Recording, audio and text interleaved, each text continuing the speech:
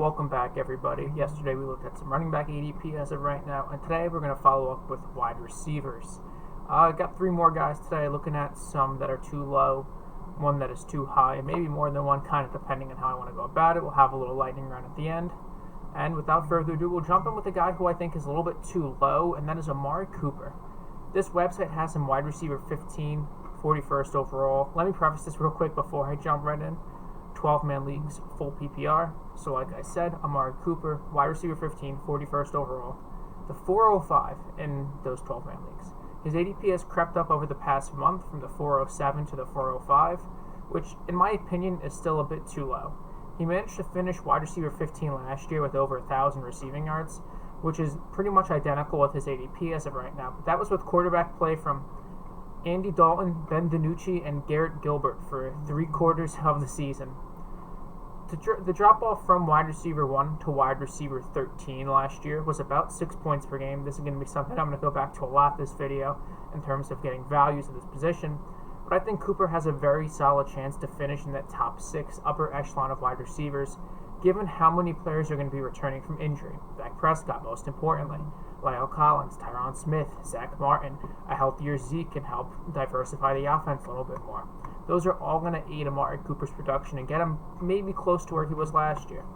He was the wide receiver 1 overall from weeks 1 to 4, the 4 full weeks of Dak Prescott, and a healthier O-line, averaging 21.3 points per game in full PPR. If he holds that pace and that production, he would have finished the wide receiver 3 overall in points per game. I've spoken in prior videos, more specifically the Dak Prescott preview video, about how he was on an absolutely torrential pace of around 6,000 yards and like 50 passing touchdowns, or I think it was 36. Very high number. I don't think Dak gets close to that again, but I don't think him throwing for 4,800 yards and around 35 touchdowns is out of the question. I think because of those injuries, people are forgetting just how good of a receiver Amari Cooper is. He's a great player as well as a great fantasy asset, and I'd rather have him above guys like Julio Jones and Terry McLaurin, who are both ranked above him in terms of ADP on this website. Following up Amari Cooper with the man who is way lower than him, that's T. Higgins. He has a ridiculously good year, or was at least on pace to do so, until Joe Burrow went down. His ADP as of right now is 803. He's risen from the 1004 over the past month, and is the wide receiver 36 based on this ADP. Are we for real? I know there's a quite large red flag that exists, and that is the absolute absence of Joe Burrow that we might see from week 1 and possibly all the way up until week 9. If that's the case, then this is a bit more understandable, but he will still outproduce that ADP in the second half of the year. But I don't think that wide receiver 36 is anywhere close to accurate for his valuation. To start off with, he finished the year as wide receiver 28, so he's already 8 spots above this ADP based on his production last year, which included him not really getting acclimated into the offense for a few weeks, with A.J. Green still being there, and playing with an absolute bum in Brandon Allen and someone else, I think, for the last 6-7 weeks of the year. I think if Burrow comes back relatively early, A.J. Green is gone or almost completely phased out of the offense, like I think he will be. John Ross didn't really mean anything for them anyway, so we don't even have to mention him. It's going to open up a few more targets. It's going to bring the best quarterback out of the draft last year back for Higgins, who he was finally starting to form a bond with. From week 6 through 10, when they really started to click, he was the wide receiver 11 overall. So tail-end wide receiver 1, high-end wide receiver 2, depending on your league size. He can absolutely provide you as a top 12 wide receiver production next year. And if he's going to maintain this discount of going in the 8th round of 12-man leagues, he might creep a little higher as we get closer to draft time and hear more about Joe Burrow. But for now, he's an absolute value, especially when you take into account that his offense with Joe Burrow passed the 6th highest rate in the league at 63%. If Burrow comes back, Higgins is going to be an absolute monster. And if he is anywhere close to this ADP, he's going to be an absolute steal for you in the draft.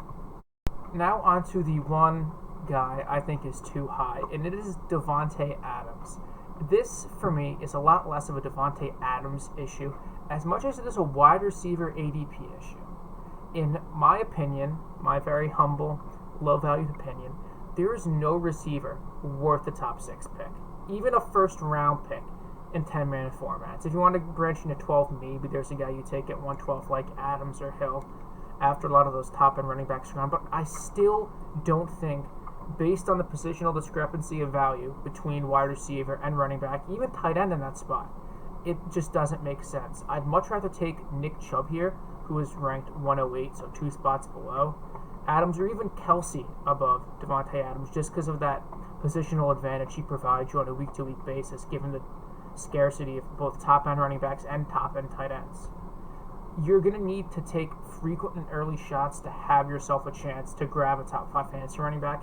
That's just how it is. If you wait and you go receiver early, or you go receiver, you're going to be stuck in the 3rd round getting guys like Chris Carson, James Conner, the usual suspects who everyone panics and grabs early because they don't have a running back, but they suck. In 2019, when Michael Thomas had that absolutely ridiculous record-setting year, the difference in points per game from wide receiver 1 to 5 was 5 points, and wide receiver 1 to 13 was 6.5 points. So while there was a decent-sized drop-off from 1 to 5, the drop-off from 1 to 13 and then from 5 to 13 within that range was incredibly minuscule. It was really, really small. But in 2020, a far worse year for running backs than 2019, which had the Christian McCaffrey fucking explosion. I'm going to use this year to further illustrate my point. The drop-off from RB1 to RB5 was 6.3 points, while 1 to 13 was nearly 10 points. The drop-off between the best fantasy running back overall and the 5th best, who are both going to be taken in the 1st round, is greater than the wide receiver 1 and wide receiver 13.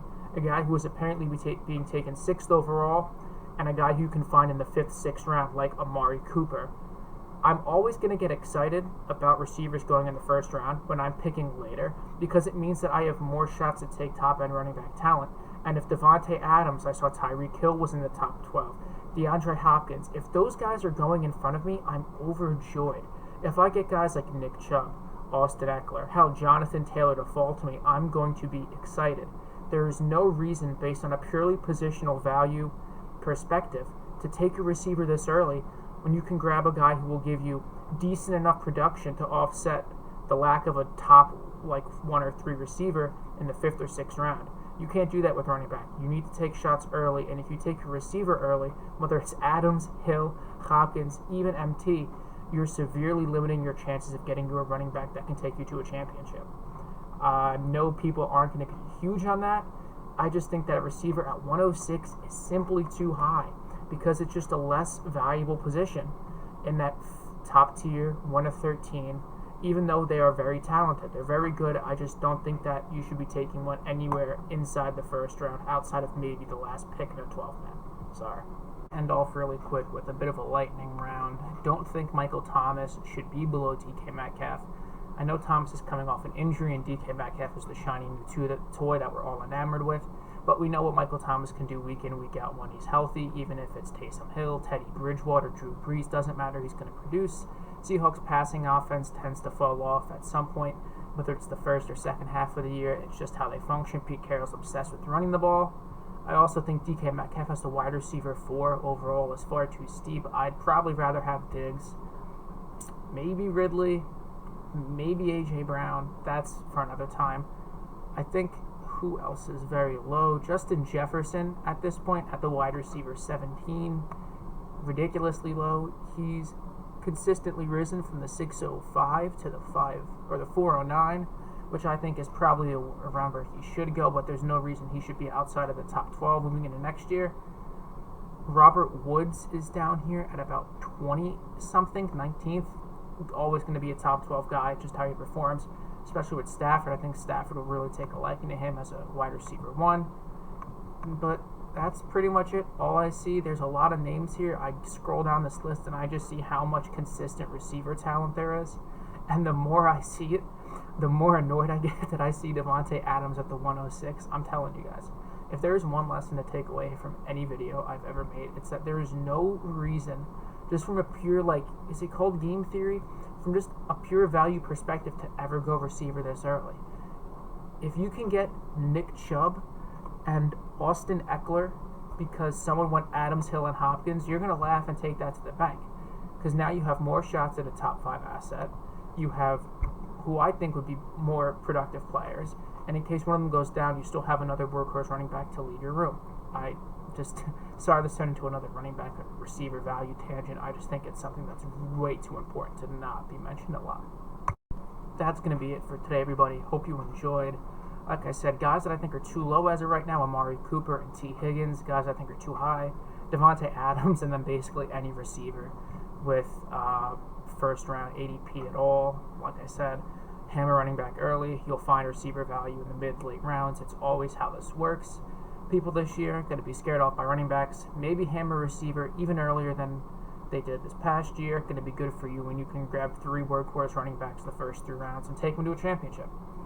That's going to be it for today. Maybe I'll have quarterback out tomorrow or the next day. Probably tight end after that. Not going to do kicker and defense for obvious reasons.